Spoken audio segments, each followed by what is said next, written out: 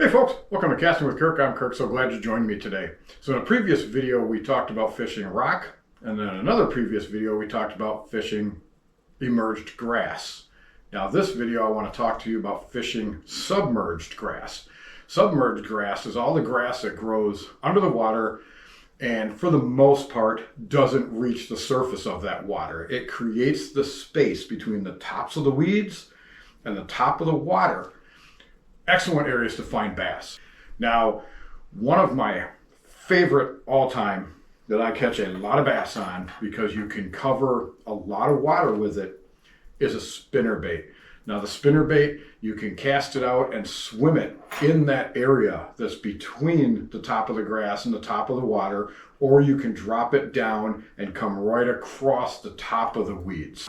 Another great one that I love to fish with, especially early mornings, just as that sun's starting to come up and you find your big, huge fields of submerged grass, is a buzzbait across the surface. You rip this over the top and they will come up and just absolutely crush it in those early morning hours. Now, if you're going to cover that area that's between, a squarebill crankbait works phenomenal. Now, you want to make sure though, if say you've got 3 feet of water in between the top of the weeds and the top of the water, you're not throwing, say, a crankbait that's going to go 6 to 7 feet, because you're just going to dig into those weeds.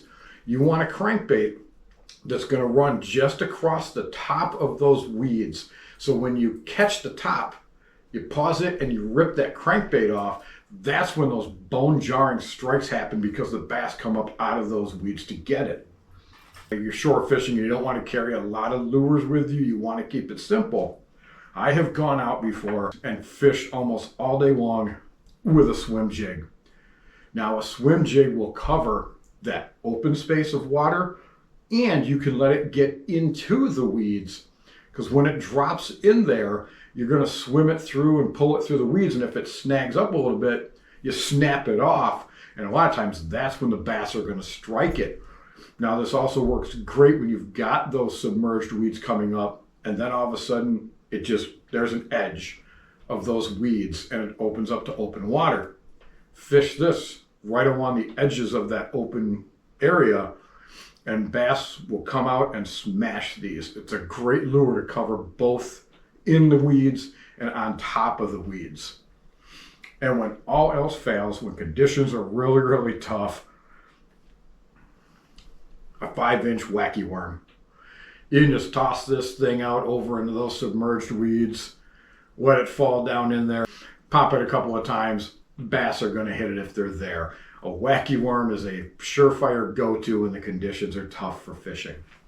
All right, find yourself some submerged weeds, grab 1 or 2 of these lures, keep it a real simple selection, something you can cover both top and down inside the weeds, and you're going to catch bass. Well, I thank you folks for joining me today, and you folks have yourself a great day.